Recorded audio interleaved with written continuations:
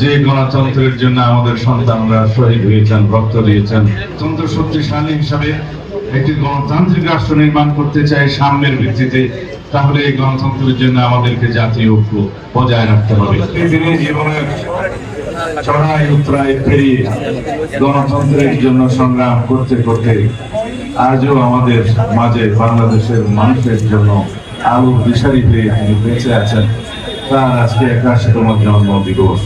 কিন্তু বাংলাদেশের সমসাময়িক রাজনীতির প্রেক্ষাপটে আমরা সমস্ত বিষয়ে দিক নির্দেশনা পাচ্ছি দেশনেত্রী বেগম খালেদা জিয়ার কাছ থেকে।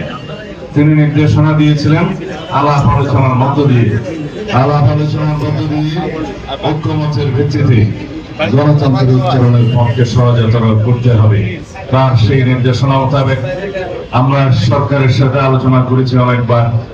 সমস্ত গণতান্ত্রিক শক্তি সময়ের সাথে আমরা আলোচনায় রত। আমরা জাতীয় ঐক্যমত প্রতিষ্ঠার মধ্য দিয়ে একটি সুষ্ঠু, সুন্দর, শান্তিপূর্ণ নির্বাচন অনুষ্ঠানের জন্য অপেক্ষমান। সারা জাতীয় অপেক্ষমান। আমরা সেই গণতন্ত্রের জন্য অপেক্ষমান যে গণতন্ত্রের জন্য আমাদের সন্তানরা শহীদ হয়েছেন, রক্ত দিয়েছেন, পঙ্গুত্ব বরণ করেছেন, অন্ধত্ব বরণ করেছেন। আমরা অবিরাম 16-17 বছরের গণতান্ত্রিক সংগ্রাম করেছি। সেই গণতন্ত্রের জন্য আমরা অপেক্ষমান। এই গণতন্ত্রকে যদি আমরা বিনির্মাণ করতে চাই, অত্যন্ত শক্তিশালী হিসাবে একটি গণতান্ত্রিক রাষ্ট্র নির্মাণ করতে চাই সাম্যের ভিত্তিতে, তাহলে এই গণতন্ত্রের জন্য আমাদেরকে জাতীয় ঐক্য বজায় রাখতে হবে। ফ্যাসিবাদ বিরোধী যে জাতীয় ঐক্য প্রতিষ্ঠিত হয়েছে, সেই জাতীয় ঐক্যকে শক্তিতে পরিণত করতে হবে।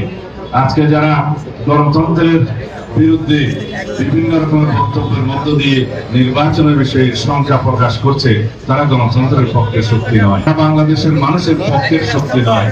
তারা হয়তো কোনো না কোনো কারণে নিজের কথাগুলো এড়িয়ে বেরিয়ে বলছেন যাতে করে নির্বাচনকে বিলম্বিত করা যায়, অথবা বানচাল করা যায়, অথবা নির্বাচন অনুষ্ঠান না হোক সেটা চায়।